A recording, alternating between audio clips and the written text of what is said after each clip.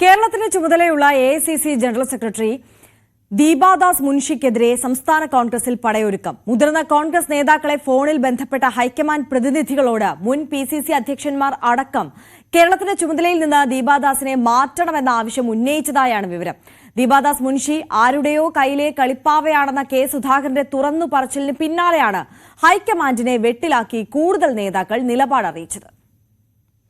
KPCC നേതൃമാറ്റം സംബന്ധിച്ച അവ്യക്തത നീക്കാൻ രാഹുൽ ഗാന്ധി ഫോണിൽ ബന്ധപ്പെട്ട് പ്രവർത്തക സമിതി അംഗങ്ങളായ എ.കെ. ആന്റണി, ശശി തരൂർ, രമേശ് ചെന്നിത്തല തുടങ്ങിയവർക്ക് പുറമെ മുൻ PCC അധ്യക്ഷന്മാരായ VM. Sudheeran, Mullappally Ramachandran, K. Muraleedharan തുടങ്ങിയവരും നിയമസഭാ തെരഞ്ഞെടുപ്പിന് മുമ്പ് തലപ്പത്ത് അഴിച്ചുപണി നടത്തിയാൽ പാർട്ടിയിൽ പൊട്ടിത്തെറിക്ക് വഴിവെക്കുമെന്നും തെരഞ്ഞെടുപ്പിൽ തിരിച്ചടി നേരിടേണ്ടി വരുമെന്നും നിലപാട് അറിയിച്ചിരുന്നു.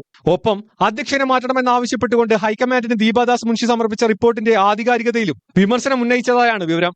അധ്യക്ഷ മാറ്റം ആവശ്യപ്പെട്ടുകൊണ്ടുള്ള ദീപാദാസിന്റെ റിപ്പോർട്ടിനെ സ്വാധീനിക്കാൻ സംസ്ഥാനത്തെ പ്രമുഖ കോൺഗ്രസ് നേതാവ് നേരിട്ട് ഇടപെടൽ നടത്തിയതായും മുതിർന്ന നേതാക്കൾ മല്ലികാർജ്ജുൻ ഖാർഗെയെ അറിയിച്ചതായാണ് സൂചന.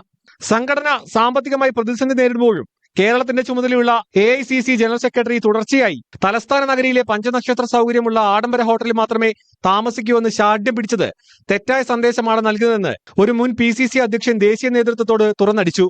കെ. സുധാകരനെ മാറ്റുന്നതിനേക്കാളേറെ നേതൃത്വത്തെ വെട്ടിലാക്കിയത് അധ്യക്ഷ സ്ഥാനത്തേക്ക് പകരം ചർച്ച ചെയ്യപ്പെട്ട പേരുകളാണെന്നും മുതിർന്ന നേതാക്കൾ രാഹുൽ ഗാന്ധി അറിയിച്ചു.